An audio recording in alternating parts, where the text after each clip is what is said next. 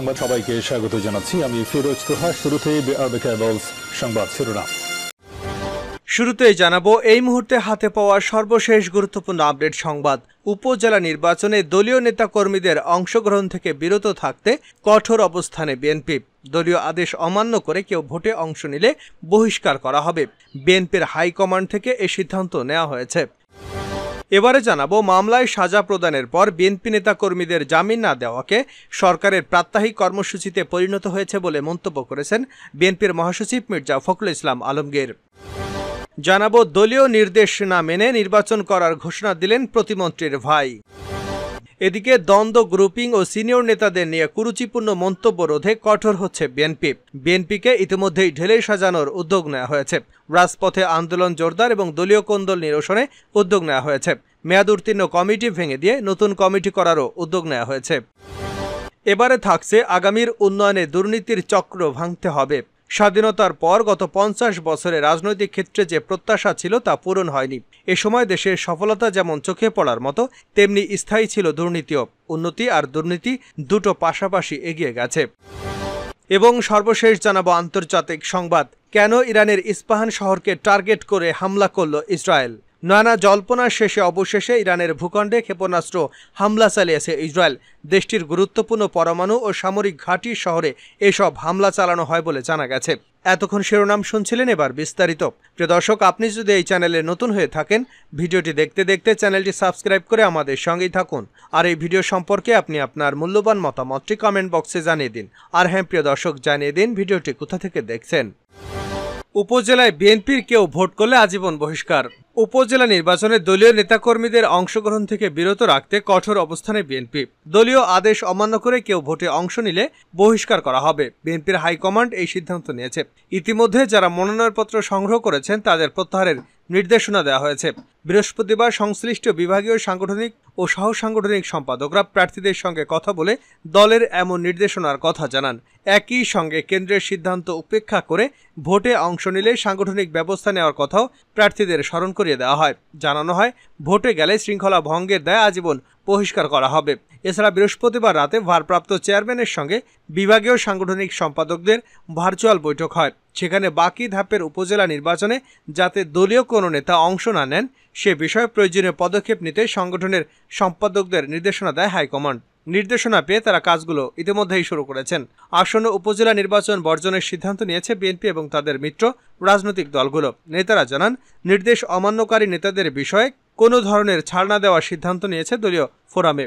ইতিমধ্যে এমন সিদ্ধান্ত পৌঁছে দেওয়া হয়েছে তৃণমূলে। পাশাপাশি নির্বাচনে প্রার্থী হতে ইচ্ছুক পদধারী নেতাদের দেওয়া হয়েছে সতর্কবার্তা। কেউ যেন সরকারের পাতানো ফাঁদে জড়িয়ে উপজেলা নির্বাচনে অংশগ্রহণ না করে সেজন্য তৃণমূলের সঙ্গে নিয়মিত যোগাযোগ বাড়িয়েছেন কেন্দ্রীয় নেতারা। এমন পরিস্থিতিতে কেউ নির্বাচনে অংশ নিলে কিংবা প্রত্যক্ষ পরোক্ষভাবে জড়িত থাকলে তাদের বিরুদ্ধে সাংগঠনিক ব্যবস্থা নেওয়া হবে।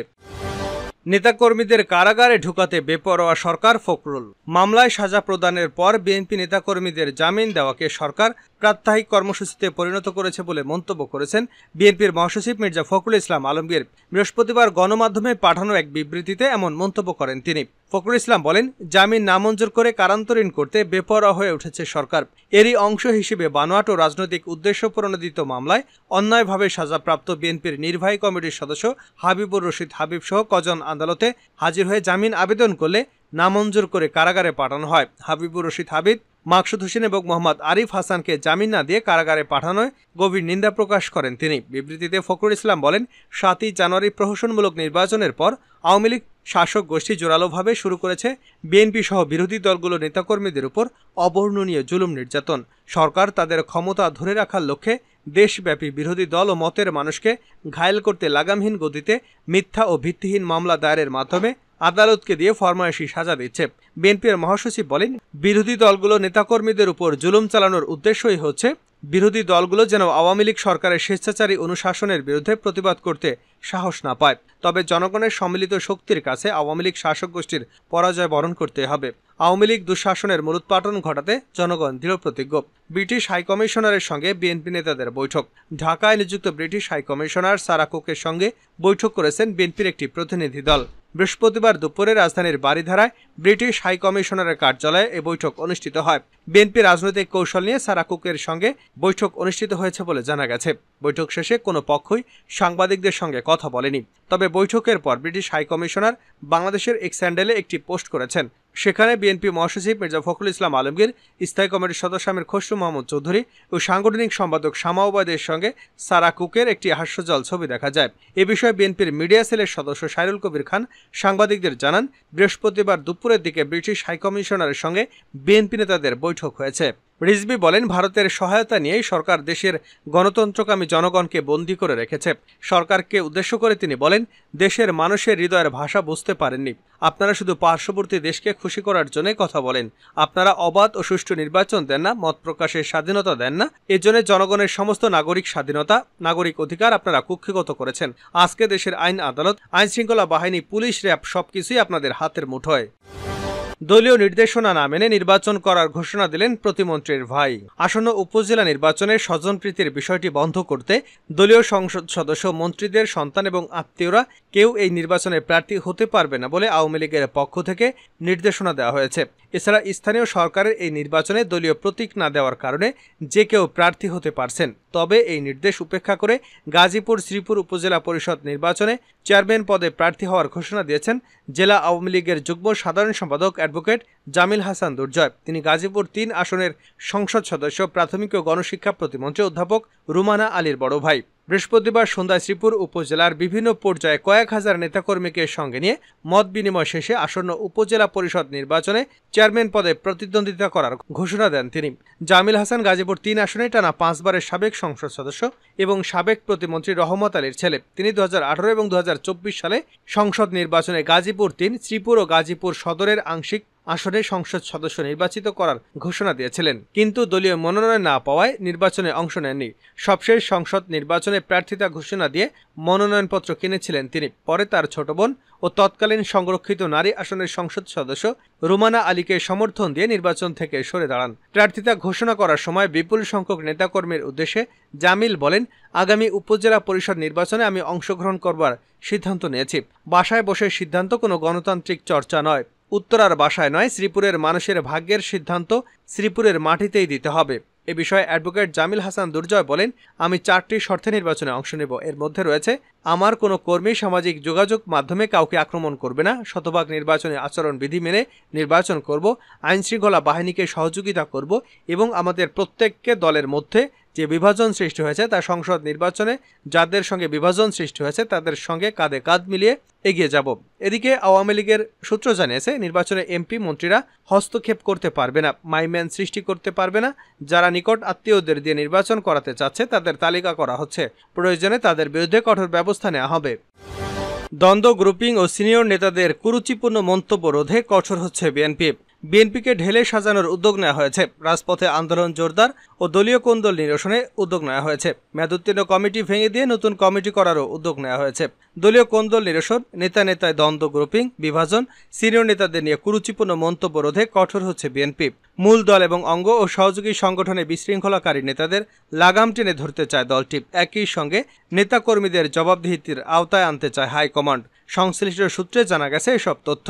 এছাড়া উপজেলা নির্বাচনে দলের কেউ অংশ নিলে ব্যবস্থা নেবে বিএনপি ও অঙ্গ সহযোগী সংগঠনগুলোর দলীয় কোন্দল, নেতায় দ্বন্দ্ব, গ্রুপিং, বিভাজন ও সিনিয়র নেতাদের নিয়ে কুরুচিপূর্ণ মন্তব্যের জেরে দলটিতে বেড়েছে বিশৃঙ্খলা। সামাজিক যোগাযোগ মাধ্যমে ভুয়া অ্যাকাউন্ট খুলে বিএনপি এবং অঙ্গ সংগঠনের নেতাদের নামে চালানো হচ্ছে নানা অপপ্রচার। যুগান্তরকে এ বিষয়ে সুনির্দিষ্ট তথ্য দিয়েছে সংশ্লিষ্ট একাধিক দায়িত্বশীল সূত্রগুলো বলছে, এসব ঘটনায় বিব্রত কেন্দ্রীয় নেতারা। এসব অপপ্রচারকারীদের শনাক্তকরণের জন্য কয়েকজন কেন্দ্রীয় নেতাকে দায়িত্ব দিয়েছেন হাইকমান্ড। বিএনপির ভারপ্রাপ্ত চেয়ারম্যান তারেক রহমান এ বিষয়ে কঠোর অবস্থানে। কেউ কাউকে হেয় করে কথা বলে তাদের বিরুদ্ধে ব্যবস্থা নেওয়া হবে। জানাবো আন্তর্জাতিক সংবাদ। কেন ইরানের ইস্পাহান শহরকে টার্গেট করল ইসরায়েল? নানা জল্পনা শেষে অবশেষে ইরানের ভূখণ্ডে ক্ষেপণাস্ত্র হামলা চালিয়েছে ইসরায়েল। দেশটির গুরুত্বপূর্ণ পরমাণু ও সামরিক ঘাঁটি শহরে এসব হামলা চালানো হয়েছে বলে জানা গেছে। দেশটির ইস্পাহান শহরে এ হামলা চালানো হয়েছে। ইরানের রাষ্ট্রীয় টেলিভিশনও দেশটির ইস্পাহানে বিস্ফোরণের খবর দিয়েছে। এমন পরিস্থিতিতে তেহরান, ইস্পাহান, সিরাসহ বেশ কয়েকটি এলাকায় বিমান চলাচল স্থগিত করা হয়েছে। এখন প্রশ্ন হলো, ইস্পাহান শহরকেই কেন টার্গেট করা হলো? ইরানের ইস্পাহান কৌশলগতভাবে গুরুত্বপূর্ণ শহর। শহরটিতে সামরিক গবেষণা এবং উন্নয়নের সাইট এবং ঘাঁটি সহ বেশ কয়েকটি গুরুত্বপূর্ণ স্থাপনা রয়েছে। এছাড়া নিকটবর্তী নাতাঞ্জ শহরে ইরানের পরমাণু সমৃদ্ধকরণ সাইটগুলোর অবস্থান রয়েছে। এজন্যই হয়তো এই শহরটিকে হামলা করার জন্য বেছে নিয়েছে। এদিকে ইরানের মহাকাশ সংস্থার একজন মুখপাত্রের বরাতে কাতারি সংবাদ মাধ্যম আল জাজিরা জানায়, ইরানের আকাশ প্রতিরক্ষা ব্যবস্থার মাধ্যমে বেশ কয়েকটি ড্রোন ভূপাতিত করা হয়েছে। তবে এ ব্যাপারে বিস্তারিত কোনো তথ্য এখনও জানা যায়নি। গত শনিবার রাতে ইসরায়েলকে লক্ষ্য করে ইরানের ড্রোন এবং পাল্টা হামলার হুমকি দেয় নেতানিয়াহু প্রশাসন। যদিও বৃহত্তর সংঘাত এড়াতে এমন আচরণ না করতে অনুরোধ করে পশ্চিমা দেশগুলো, শেষ পর্যন্ত সেই অনুরোধ রাখেনি তেল আবিব। নাম প্রকাশ না করার শর্তে এক জ্যেষ্ঠ মার্কিন সিনেটরের বরাত দিয়ে মার্কিন সংবাদ মাধ্যম এবিসি নিউজের এক প্রতিবেদনে ইরানের ভূখণ্ডে ইসরায়েলি ক্ষেপণাস্ত্র হামলার খবর দেওয়া হয়। এখন পর্যন্ত চলমান এই হামলায় ক্ষয়ক্ষতির কোনো খবর পাওয়া যায়নি। এমনকি পাল্টা এই হামলার দায় এখনও স্বীকার করেনি ইসরায়েলি প্রতিরক্ষা বাহিনী। এদিকে শনিবার রাতে ঘনিষ্ঠ মিত্র ইসরায়েলে ইরানের হামলার প্রতিশোধ নিতে নানান ছক করছে পশ্চিমাদের ভরকেন্দ্র আমেরিকা।